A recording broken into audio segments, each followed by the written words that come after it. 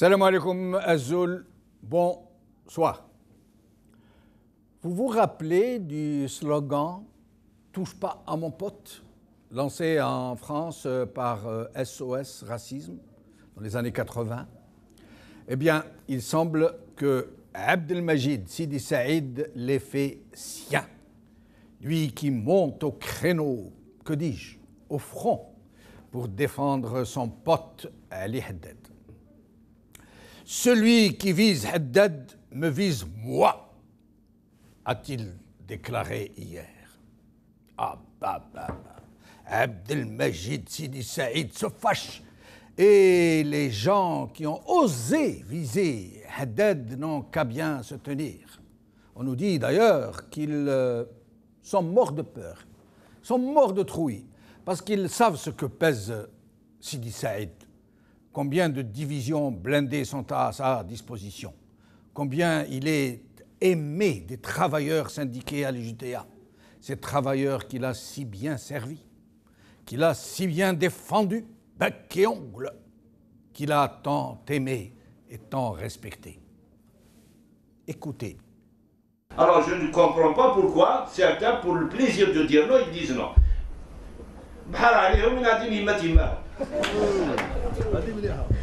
Pour que les choses soient claires. Vous avez vu comment il aime les travailleurs, comment il les respecte? Sidi Saïd, le secrétaire général de la puissante UJTA, qui défend Ali Haddad, le puissant patron du patronat. On ne vous l'avait pas dit plusieurs fois que l'Algérie est vraiment le pays des miracles? Ah, Yassidi. Avez-vous vu un seul pays au monde et dans l'histoire dont le chef du plus puissant syndicat des travailleurs, un syndicat sorti des forces de gauche et qui défend avec une telle énergie le patron des patrons? Et mieux encore, un patron créé par le régime lui-même, un patron sorti du néant qui s'est enrichi par le pillage du pays. D'ailleurs, il le dit lui-même, Ali Haddad, et publiquement, quand il parle de l'Algérie. Lui qui inverse le « i » et le « et ». Il ne dit pas Algérie, mais Algiré, l'Algiré. Il ne dit pas « il s'est levé », il dit « il s'est levé ». Et il ne dit pas « il est au lit », il dit « il est au lait ». Et de la même manière, il ne dit pas « mon pays », mais « mon pillet ». Mon pillé. Vraiment, il dit mon pillé. Et il ne croit pas si bien dire, lui, qui est l'un des plus gros pilleurs de ce malheureux pillé. Son pillé, du verbe piller, la vérité sort de la bouche des nouveaux riches, n'est-ce pas? Hamala Sidi Saïd se porte au secours de son pote Ali Haddad. Aynani fannahar ajhar, sans aucun complexe. En fait, et plaisanterie mise à part, rien de plus normal. Il est dans l'ordre et dans la logique des choses que le patron de l'UJTA et le patron des patrons soient amis, des potes, unis par le ciment du dieu dollar. D'abord parce que le FCE, l'organisation patronale, est de notoriété publique, majoritairement constituée de prédateurs, de parvenus, d'arrivistes, de gens sans scrupules qui ont constitué leur fortune dans les plis et les replis du régime. Des patrons qui se donnent le titre pompeux de capitaine d'industrie et qui sont en fait des clientèles des barons du même régime, voire parfois leurs prête-noms et leurs associés, justement à expatrier des devises vers leurs comptes offshore. Ensuite, ce qu'il faut savoir pour qui ne connaît pas l'UJTA est que ce syndicat n'a plus rien à voir avec le syndicat de Aïssa Tidir, Rabbi Rahmou. De la même manière que le FLN n'a plus rien à voir avec le front de l'Arbi Ben Mehdi, Rabbi Rahmou. L'UJTA d'aujourd'hui est un appendice du régime chargé de fliquer les travailleurs et de les canaliser. Et en son sein, les élections pour désigner les représentants des travailleurs syndiqués se font selon des critères éprouvés de cooptation et d'allégeance. L'argent des cotisations et des mutuelles y est pillé par les représentants locaux et les grands responsables syndicaux au niveau central sont presque tous milliardaires.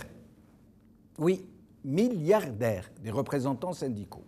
Chouchoutés par le régime, presque tous à la tête de grosses entreprises, presque tous pratiquant l'import-import sans compter les privilèges exorbitants qui leur sont octroyés, ainsi qu'à leurs parentèles, leurs enfants, leurs filles, leurs dames, leurs bobonnes, etc., par le même régime. Certains, parmi les responsables syndicaux de l'UJTA, au sein de Sonatrach et de ses filiales, sont millionnaires en dollars, s'il vous plaît. Voici pour comprendre la sortie de Sidi Saïd. Mais il faut savoir aussi que le nombre de syndiqués à l'UJTA ne veut rien dire. Une grosse majorité n'a pas eu le choix, tout particulièrement dans le secteur public, tout particulièrement à Sonatrach et ses filiales. Et il faut savoir aussi que la situation y est explosive et qu'en défiant ainsi le régime, Sidi Saïd vient peut-être de libérer les rancœurs tenaces qui s'étaient accumulées contre lui et qui ne pouvaient pas s'exprimer. Jusque-là, les travailleurs syndiqués de l'UJTA étaient pris en otage par leur peur d'un régime qui protégeait la direction qui leur avait été imposée par un système d'élection truqué. En se démarquant du même régime et même en le défiant, Sidi Saïd, imposé à la tête de l'UJTA depuis 21 ans, vient de s'isoler de lui-même, de ceux qui le protégeaient, de ceux qui l'imposaient aux travailleurs. Aujourd'hui. Le soir d'Algérie. Affront subi par le patron du FCE de la part du Premier ministre. Haddad et Sidi Saïd font de la résistance. Par Mohamed Kebsi. Al-Watan. Levée de bouclier à l'UJTA et dans le patronat. Tebboune dérange. Hassan Wali. Middle East Eye. Algérie. Le gouvernement déclare la guerre aux forces de l'argent.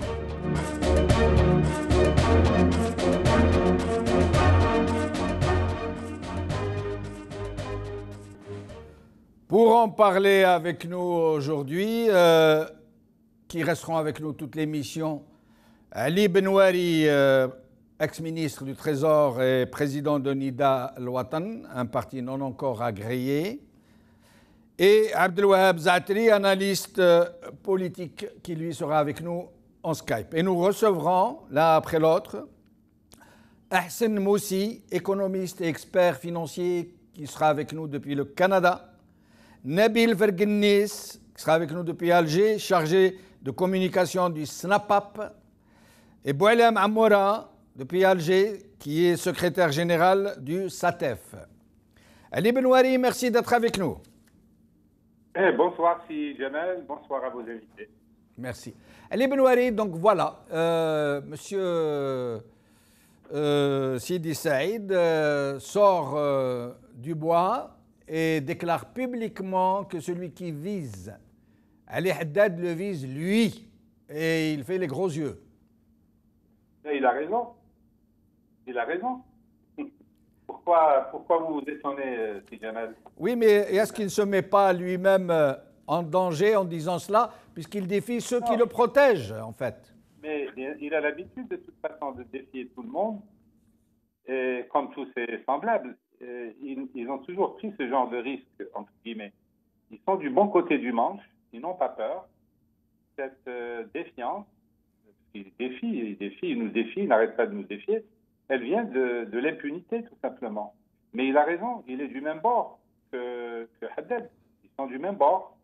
Mais si vous le permettez, Haddad ou Yahya Bouchouareb, Saadani, Shakib Khalil, Outkaddour, Ben Achnou, Sidi Saïd, Tebboune, qui a travaillé avec eux, tous ces gens-là,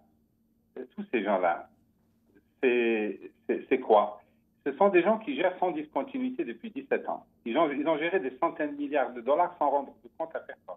Ils ont organisé des élections pour être élus, pour pouvoir précisément s'adonner à ces affaires, c'est-à-dire gérer l'argent du pays selon leur intérêt. Ils sont enrichis en ruinant le pays. Mais on peut prendre chacun d'entre eux. Moi, je suis d'accord pour qu'on parle de Saïd, mais ce n'est qu'un avatar. Ce n'est pas quelqu'un, et moins pas le plus important, mais c'est un révélateur. C'est un symbole, précisément un des plus grands des symboles, parce que c'est l'UGTA. Vous avez raison, finalement, de consacrer une émission à Sidi Saïd et à l'UGTA. Mais Ali Benouari, d'abord, est-ce que vous ne trouvez pas que les gens qui sont en train d'être jetés en pâture aujourd'hui à l'opinion publique, d'être désavoués de façon parfois humiliante, dégradante, d'être stigmatisés d'une façon dont on n'avait pas l'habitude. Est-ce que vous n'avez pas l'impression qu'ils ont été choisis parmi les plus impopulaires, parmi les plus détestés des Algériens? Est-ce qu'ils ne vont pas servir en fait à redorer le blason du régime qui est en train de les dégommer l'un après l'autre? En fait, on appelle ça manipulation et en arabe on dit tala'ub. Voyez-vous, il est où Amargoul? Il est où Amargoul? Il est au Sénat. Voilà, l'homme qui a fait l'autoroute la plus chère au monde. Oui. On les écarte, on les lit. Ali Benouari, je vais me permettre de vous interrompre parce qu'on ne vous entend pas très bien. Je vais laisser la régie s'occuper du problème et je reviens à vous dans un moment. Abdelwahab Zaatri est avec nous en Skype. Abdelwahab oui, merci Jamal.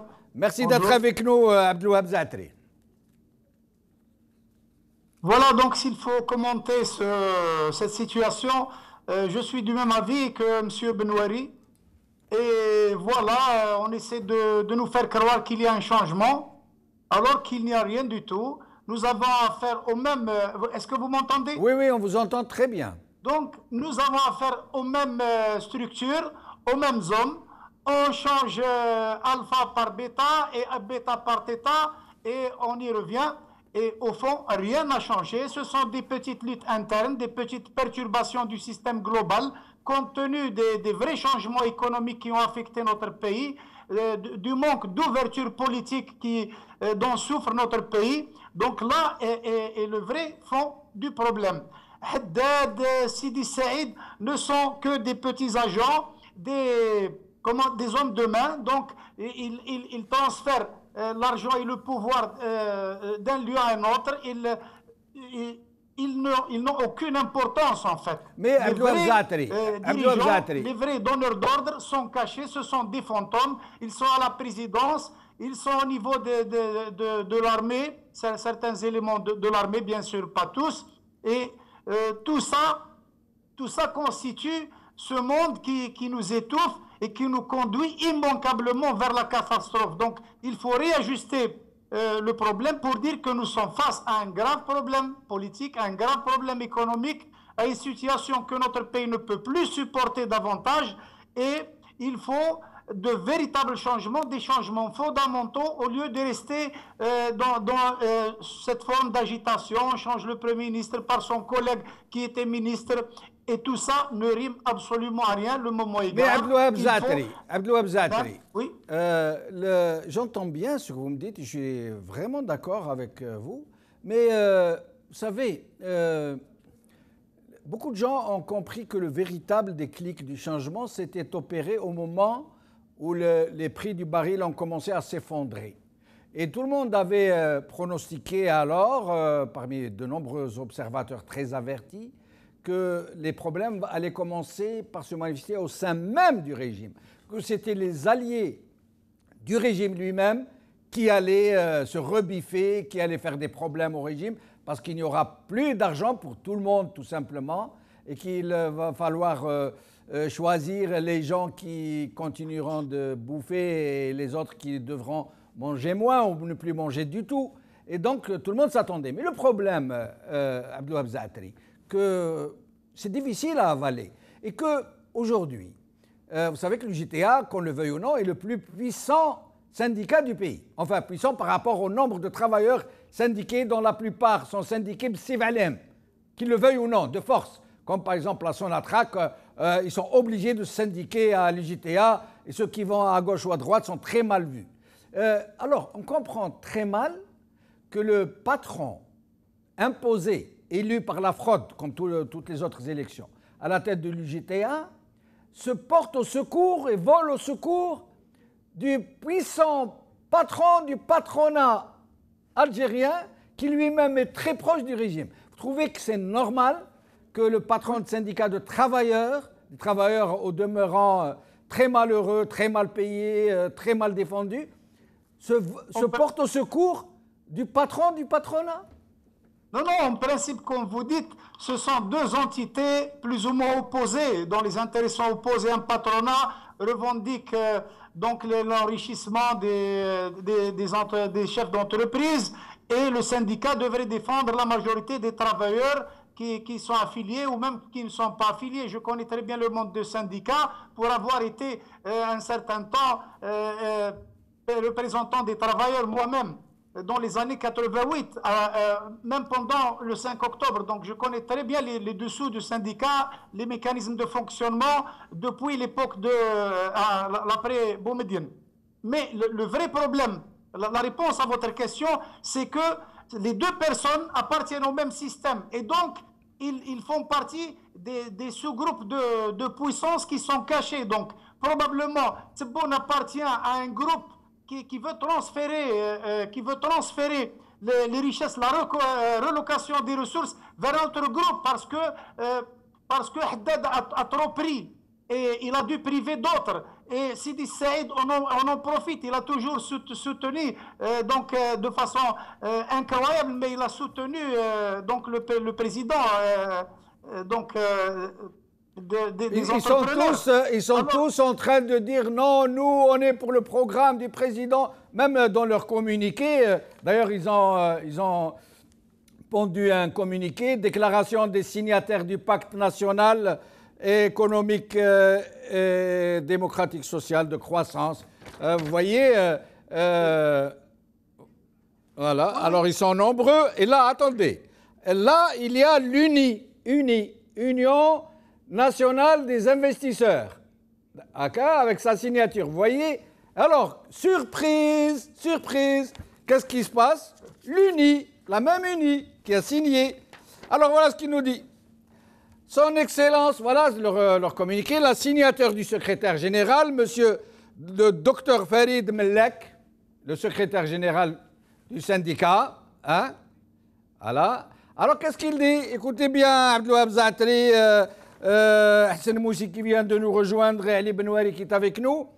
Je vais le lire rapidement et très court. Hein. À son Excellence, Monsieur le Premier ministre, nous tenons à vous informer, semble-t-il, et selon la déclaration portée dans la presse électronique, que réunion de l'UJTA, FCE, ainsi que les associations patronales, etc., en ce qui nous concerne, nous n'avons nullement participé ni signé aucune déclaration. Aucun membre de l'Union nationale des investisseurs n'a assisté à cette réunion ni souscrit à la déclaration. Nous regrettons vivement l'usurpation de notre signature portée, etc., jointe en annexe. Abdelouab Zatri. Donc, même parmi les signataires, il y a une organisation, Union nationale des investisseurs, qui dit vous avez falsifié notre signature, nous n'avons pas soutenu Ali Haddad et nous n'avons rien signé de tel. Oui, c'est bien cela, le carnaval Fideshra en fait.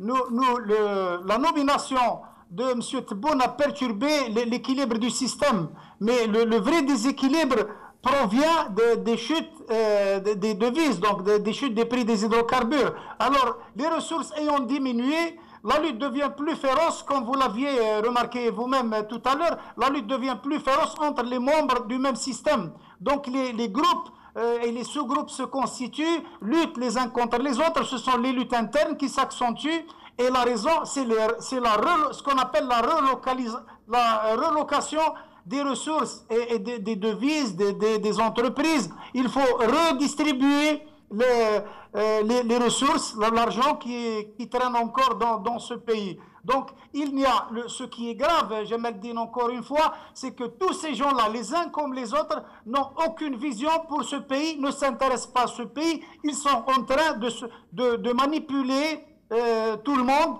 pour encore continuer à renforcer leur position et à encore vider un peu plus ce pays. Restez avec nous, Abdelwahab Zaatri. Je reviens à vous dans un petit moment et nous avons le plaisir de recevoir Hassan Moussi depuis Canada. Merci d'être avec nous, Hassan Moussi. Merci à vous, Jamal, de l'invitation. Bonjour, Jamal, et bonjour à vos invités, à nos sympathiques invités. Merci. Et bonjour à tous ceux qui nous écoutent là aujourd'hui. Alors justement, puisque vous parlez de sympathique, est-ce que Tebboune, Saïd Bouteflika et l'armée et tous les gens qui sont dans le premier cercle du pouvoir ne sont-ils pas en train de devenir subitement sympathiques parce qu'ils s'attaquent à des gens qui sont parmi les plus antipathiques du pays? Oui, Jamal, très bonne question. Écoutez, Jamal, nous avons vécu et nous vivrons encore de cette histoire de 4 bidons. Il y a trois clans peut-être, le bidon A, B et C, qui sont en train de se déverser ce miel de l'Algérie, si ce n'est pas le A vers le B vers le C, si c'est vers A vers A, si c'est B vers C vers A, etc. Mais le 4e bidon qui le pète ne m'en profitera jamais. Jamal, moi, ce que je voulais vous dire, parce que là, je crois qu'on est en train de perdre du temps dans ce grand pays que nous ont laissé les chouettes d'Allah yarhamhum. D'abord, permettez-moi de répéter encore une fois à nos sympathiques amis algériens, ces 80% d'abstentionnistes, y compris ceux qui ne se sont pas abstenus parce qu'ils ont été dans l'erreur d'avoir voté. Je leur dirais que tous les indicateurs économiques de notre pays sont aujourd'hui au rouge. Il y a un grand déficit de légitimité en Algérie, Jamal, comme il y a un grand déficit de confiance du peuple envers ses gouvernants. Les 80% de la population algérienne en âge de voter l'ont bien démontré lors des élections du 4 mai passé.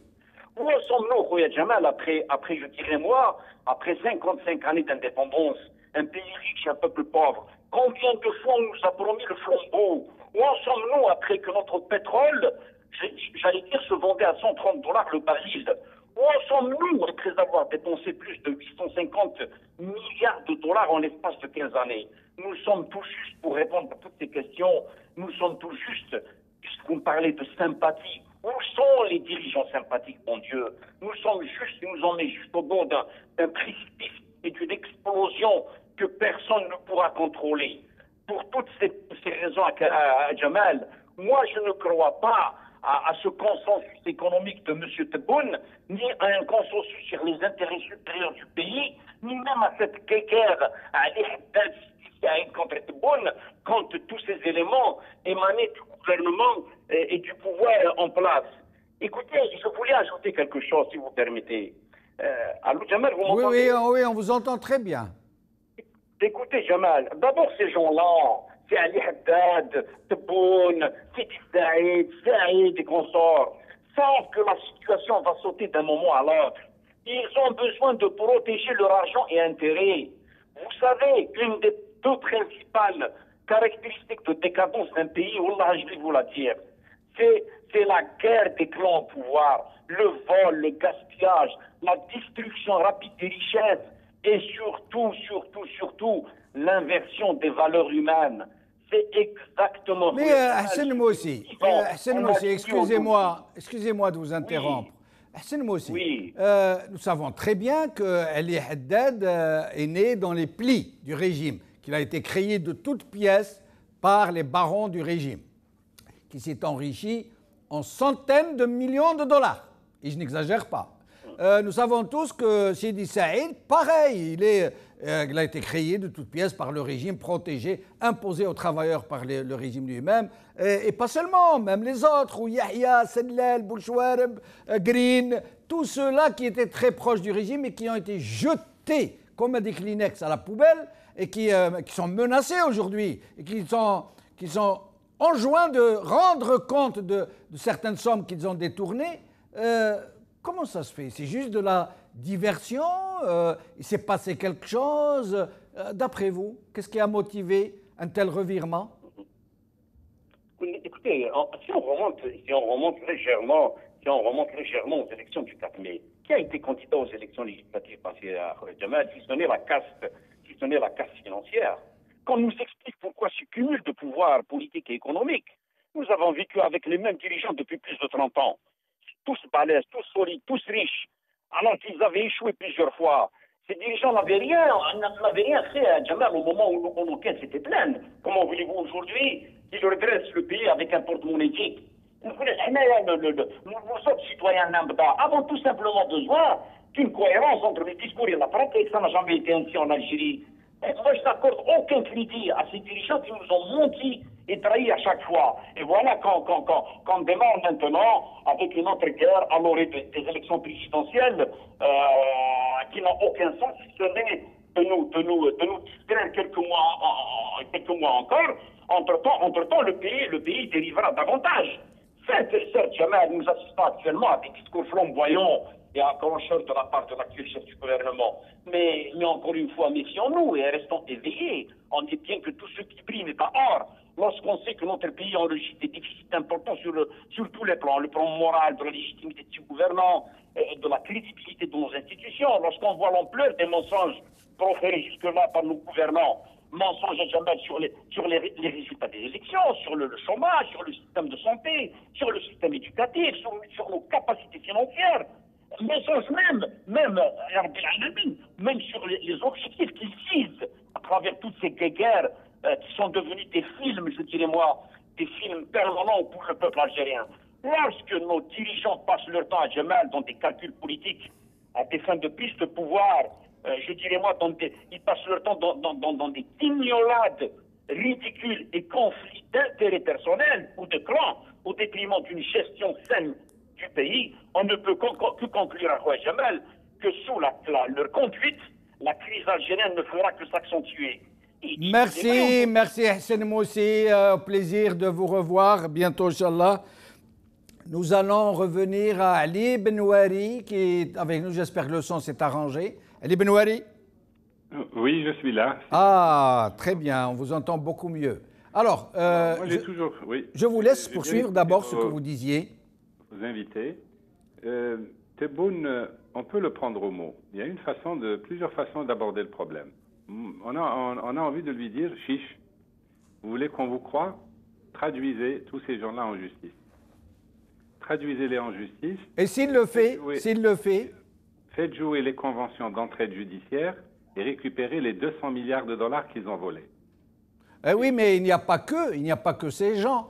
Vous savez très bien, Ali Benouari, que les gens qui ont pompé, qui ont pillé les richesses de ce pays se comptent par milliers au moins. Mais oui, j'ai commencé par vous dire, le président, son frère, Sellal, Haddad, Ouyahia, Bouchouareb, Saadani, Shakib Khalil, Ould Qaddour, ceux qui ont été mêlés à Khalifa comme Medelsi et même Tebboune, Green, Benachnou, l'affaire Russell, vous vous rappelez la vente des titres Anadarko confiée à Farid Bjaoui? Oui. Très bien. Sidi Saïd et tout ce qu'il a, toutes ces magouilles. Tout ça pour dire que nous n'avons pas affaire à des gouvernants, nous avons affaire à une association de malfaiteurs. Oui, mais Ali Benouari, d'après vous, qu'est-ce qui a motivé, Ali Benouari, qu'est-ce qui a motivé une telle opération, j'allais dire, sorte de manupolite, main propre? Demandez à tous les Algériens, et je suis sûr que vous aussi vous le savez, c'est la perspective des élections en 2019. Préparer la succession? Bien sûr, c'est la succession, bien entendu. Oui, mais pourquoi de cette manière? Pourquoi de cette manière? Pour se crédibiliser, pour redevenir crédible, pour dire, voyez, eh bien, nous avons entamé une espèce d'opération main propre, et tous les voleurs, surtout les moins aimés, les plus détestés, vous voyez, on les désigne du doigt, mais on ne va pas jusqu'à les mettre en prison ni leur demander de rendre l'argent. C'est juste une opération médiatique pour dire, voilà, Tebboune, il faut le croire, alhamdoulilah, ça y est, ça a commencé, ils ont compris, et on va assainir, et on va enfin avoir des politiciens propres et honnêtes. Ça expliquerait qu'ils aient choisi les gens parmi les plus antipathiques, les plus détestés dans le pays? Absolument, je suis tout à fait d'accord avec vous, C'est pour ça que j'ai commencé par vous citer la liste. Parce que chaque fois qu'ils attaquent quelqu'un, c'est pour faire oublier quelqu'un d'autre, ou d'autres. Je vous ai dit, par exemple, où est Amar Ghoul?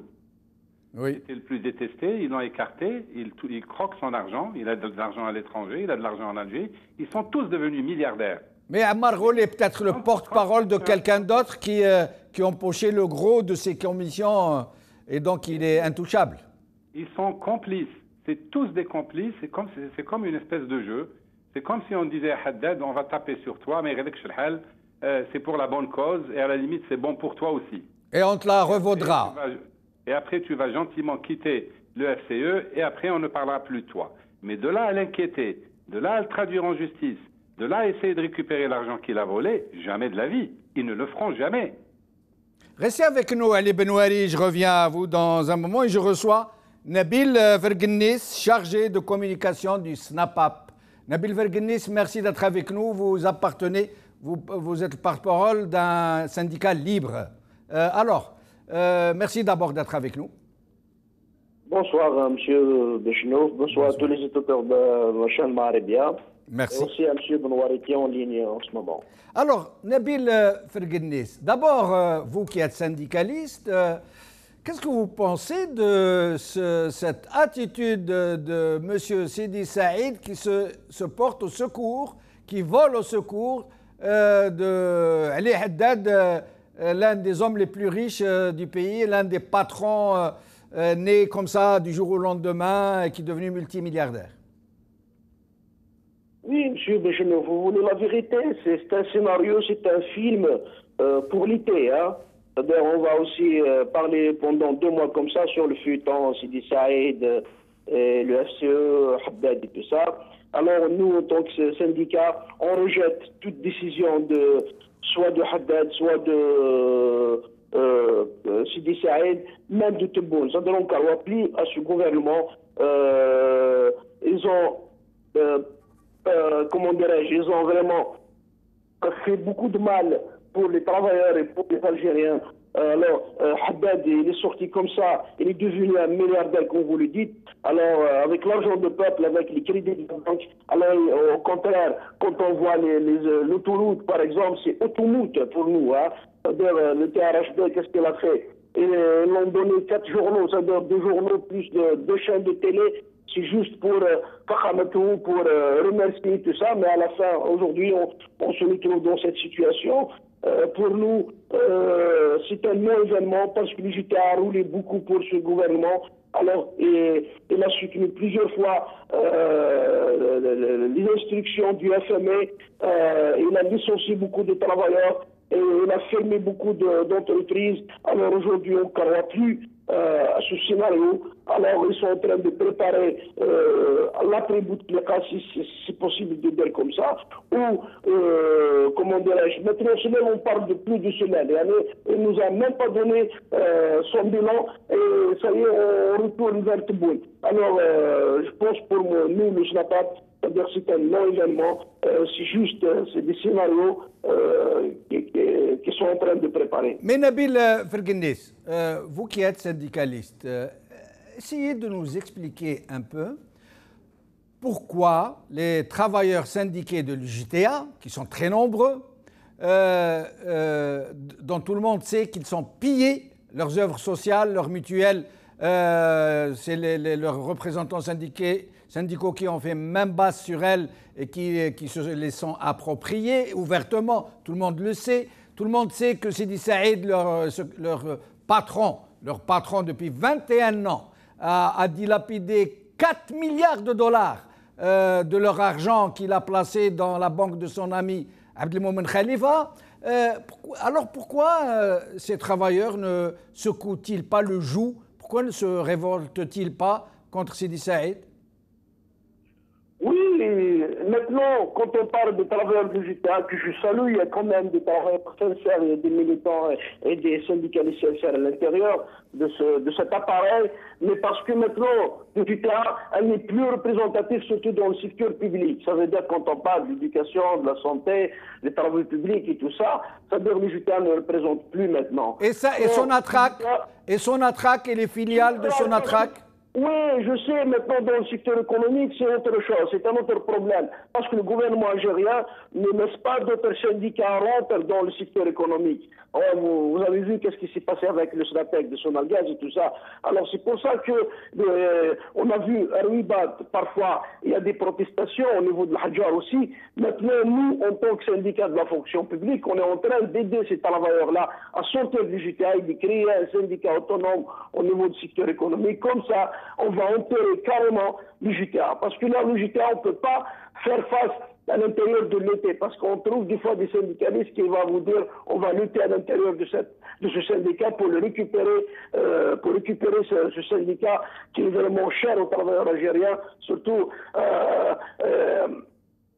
cette idée qui est sacrifiée pour cela, mais malheureusement maintenant il est devenu un appareil au service du pouvoir et au service surtout des patronats algériens aujourd'hui. Alors l'UJTA a licencié plus de 600 000 travailleurs et la déparmanisation plus de 600 000 travailleurs de BTTH, blocage des salaires, il a cautionné le 87 bis. Alors c'est pour ça que nous aujourd'hui maintenant, on est en train de d'aider ces travailleurs, même dans le secteur privé. Qu'est-ce qu'on fait maintenant avec le groupe Civital en tant que SNAPAC? On est en train d'aider ces travailleurs à créer aussi un syndicat au niveau de ce groupe. Même pourquoi on ne laisse pas les travailleurs? Maintenant on regarde Haddad par exemple, on est en train de licencier beaucoup de journalistes dans les chaînes privées de ce patron-là. Alors, nous, en tant que syndicalistes, on est dans l'obligation d'aider ces journalistes, ces travailleurs qui travaillent chez ce patron-là, de créer un syndicat. Mais malheureusement, pour le moment, on n'a pas réussi, mais il y a des gens qui veulent créer un syndicat pour intégrer carrément l'UJTA, ainsi comme le FLN aussi doit rentrer dans le lycée. Merci Nabil Fergunis, au plaisir de vous revoir. Je reviens à Abdelouahab Zaatri. Abdelouahab Zaatri, d'après vous, d'où tient Saïd Saadi ce pouvoir qui nous agite sous le nez, ce pouvoir avec lequel il menace le régime qui le tient en ligne de mire? Selon vous, d'abord, est-ce que Sidi Saïd dispose vraiment de ce pouvoir? Et ensuite, est-ce qu'il peut réellement mobiliser ces centaines de milliers de travailleurs dont il nous parle? Non, non, absolument pas. Il n'a aucune valeur en lui-même en tant que personne, ni en tant que... il est le secrétaire général de l'UJTA. Il est le secrétaire général depuis 21 ans. Oui. Sa valeur tient à la protection que lui fournit le système politique. Donc toute sa force provient de la protection que lui fournit le système politique. Ça veut dire si demain, il a l'exclusivité. Abdelouahab Zaatri, si demain il y a des élections libres à l'UJTA, vous pensez qu'il ne sera pas élu? Si on ne lui donne pas les moyens, comme on donne au FLN les moyens de manipulation, de faire jouer l'administration avec lui, de lui offrir de l'argent et tout, il n'aura rien du tout. Il sortira par la petite porte. Mais le problème est... Et alors, dans ce cas, pardon Abdelouahab Zaatri, dans ce cas, comment peut-il se permettre le luxe de menacer ceux qui sont en train de l'imposer? Oui, ça ne tient pas debout. Parce qu'il appartient à un clan opposé à Tebboune qui s'agite parce que c'est un allié de Haddad. C'est un allié de Haddad. Haddad aussi, il est très arrogant. Et je viens de me rappeler que Haddad est allé, on l'a montré il y a quelques mois, aux États-Unis, dans la fameuse ville de Detroit, où il voulait aider les États-Unis, aider la ville de Detroit qui était en pleine crise, qui avait perdu beaucoup, qui avait beaucoup de chômage, et il voulait redresser Detroit. Oui, il a fait une déclaration comme quoi il était possible que l'Algérie investisse à Détroit. Oui. Alors, Detroit, c'est la ville, c'est une ville de légende. Elle appartient au géant General Motors. General Motors a perdu un peu et la ville est vraiment en difficulté. Mais c'est le président américain qui va sauver Detroit maintenant. Pas Haddad. Haddad, il a oublié ce qu'il a dit actuellement. Restez avec nous, Abdelouahab Zaatri, et nous recevons Boualem Amoura, secrétaire général du SATEF. Merci d'être avec nous, Boualem Amoura. C'est moi qui vous remercie. Salam alaikum et bonsoir à tout le monde. Wa alaikum salam.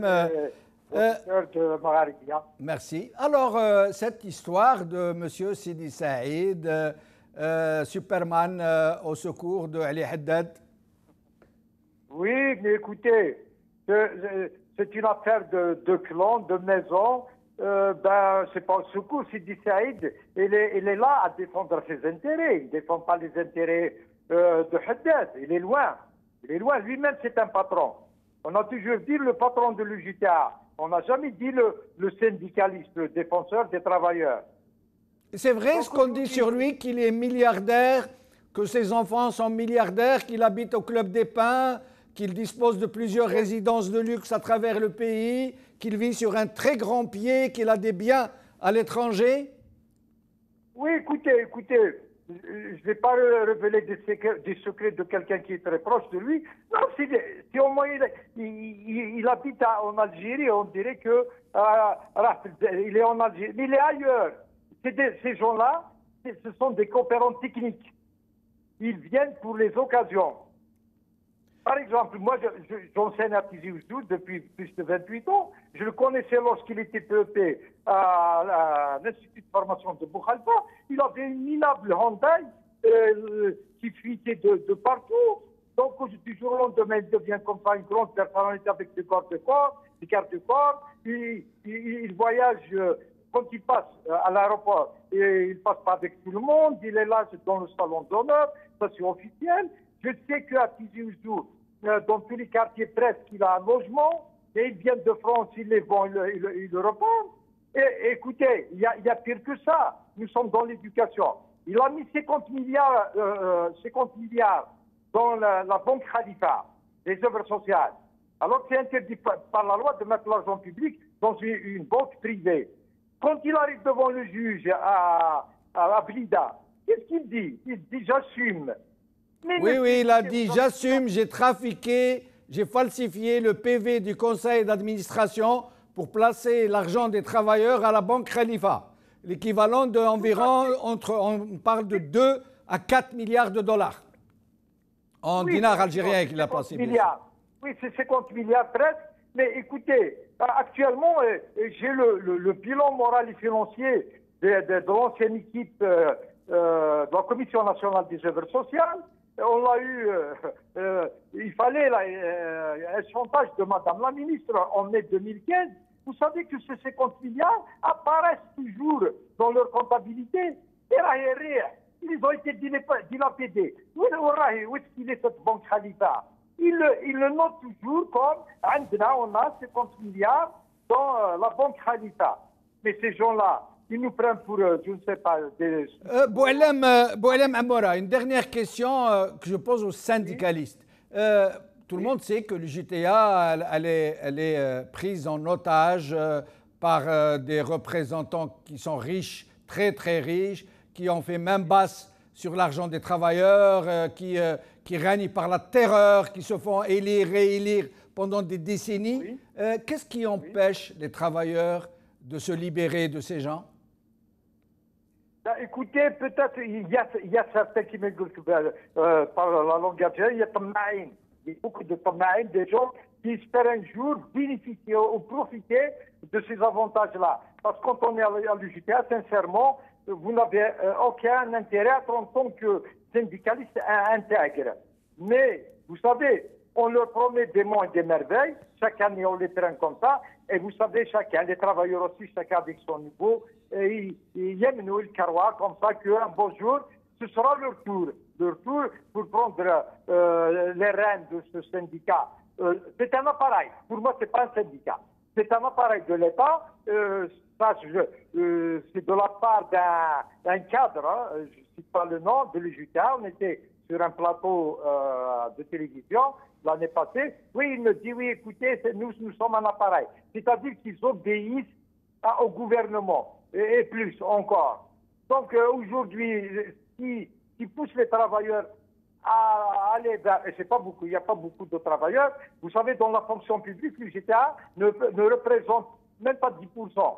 Ils sont tous dans les syndicats autonomes. Malheureusement, en Algérie, on ne permet pas la création de syndicats autonomes dans le secteur économique.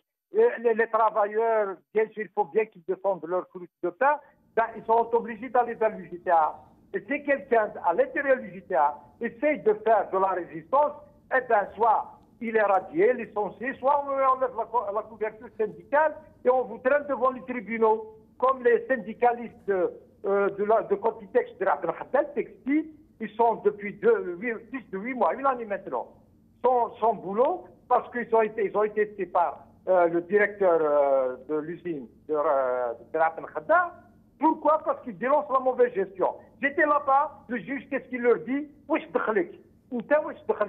Donc aujourd'hui, c'est un appareil, le JDA n'a jamais été un défenseur des travailleurs. Merci Boualem Amoura, au plaisir de vous revoir et je reviens à Ali Benouari. Ali Benouari, vous pensez, en ce moment, le JTA, le patronat, enfin du moins les organisations patronales qui se sont ralliées autour de Ali Haddad, sont en train de montrer Ali, comment il s'appelle, M. Tebboune, Abdelmajid Tebboune, comme étant celui par qui le mal, la provocation est venue. Vous croyez vraiment, Ali Benouari, que M. Tebboune aurait pu se permettre de s'en prendre à un proche des proches de Saïd Bouteflika et du premier cercle du régime s'il n'en avait pas reçu l'injonction? Pour moi, ça reste du cinéma. Mais c'est du cinéma un peu, je dirais, sophistiqué. Ils sont dans une situation tellement difficile, les enjeux sont tellement importants, les enjeux pour eux, parce qu'ils ont tellement volé qu'ils ont peur d'être rattrapés un jour par un pouvoir légitime, par la justice. Donc il faut garder le pouvoir par tous les moyens. L'équation pour eux est simple. Comment faire pour garder le pouvoir? Alors la solution pour eux est simple, c'est retrouver une légitimité perdue. Comment retrouver de la légitimité? En paraissant, c'est très simple, en paraissant attaquer des gens comme Haddad, mais sans aller jusqu'au bout. C'est ce que je vous disais tout à l'heure. Comme ils ont attaqué Roule, on laisse faire, si on attaque un, si on attaque deux. On donne l'impression au lieu qu'on a décidé d'assainir et de pourchasser les voleurs afin que les gens retrouvent de la confiance, de l'espoir et se disent enfin le président, son entourage ont compris. C'est une manœuvre, manœuvre diabolique, mais le peuple algérien n'est pas dupe. Tout le monde a compris que l'enjeu c'est celui-là et que c'est comment assurer de nouveau, comment réélire un président proche, que ce soit Saïd Bouteflika ou un autre. L'enjeu, il est là. Alors, Ali Benouari, vous qui êtes d'habitude si perspicace, beaucoup de choses que vous avez prévues se sont réalisées, des choses que vous nous aviez annoncées qui ont eu lieu. D'après vous, qu'est-ce qui va se passer en moins de 2 minutes, s'il vous plaît, parce que nous arrivons à la fin de l'émission. Ce qui va se passer, à mon avis, d'abord cette campagne-là ne marchera pas. Parce que le peuple n'est pas dupe, le peuple a compris. Ils jouent à faire semblant, parce qu'ils n'ont pas le choix. Ils n'ont pas le choix, c'est ça.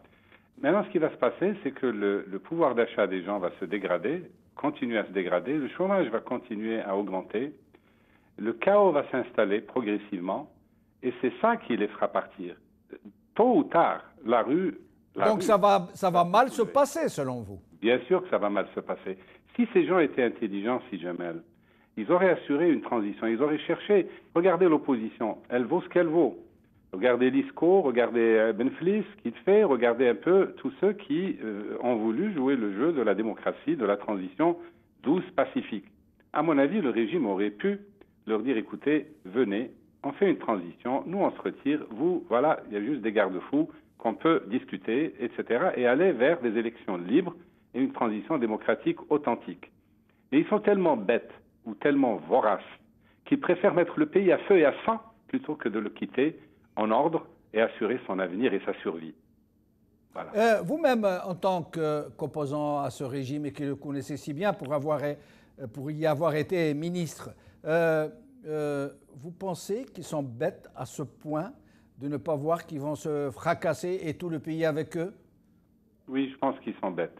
Ils ont beaucoup de défauts, pas seulement celui d'être bêtes. Ils sont voraces, ils sont sans pitié pour leur pays, pour leurs concitoyens. Ils veulent s'enrichir par tous les moyens. Ils n'en ont rien à foutre de l'avenir du pays. Et en plus, ils sont bêtes. Regardez, comment est-ce qu'on peut avaler cette salade, ce cinéma, quand on sait que nous avons un régime hyper présidentiel, que la justice n'est pas indépendante, qu'elle est totalement dépendante du président, du pouvoir exécutif, que les partis agréés sont des partis fantoches, les députés sont des députés fantoches, tout le pouvoir est entre leurs mains et tous les échecs leur reviennent, leur incombent. Merci. L'échec du pays aurait dû les amener à partir. Dans un régime démocratique qui n'aurait pas tenu 5 ans. Merci Ali Benouari, merci Hassan Moussi, merci Nabil Vergennis, merci Boualem Amoura, merci Abdelouhab Zaatri. Merci à vous, chers amis, d'avoir suivi cette émission. Qawa al khair, slama. Merci.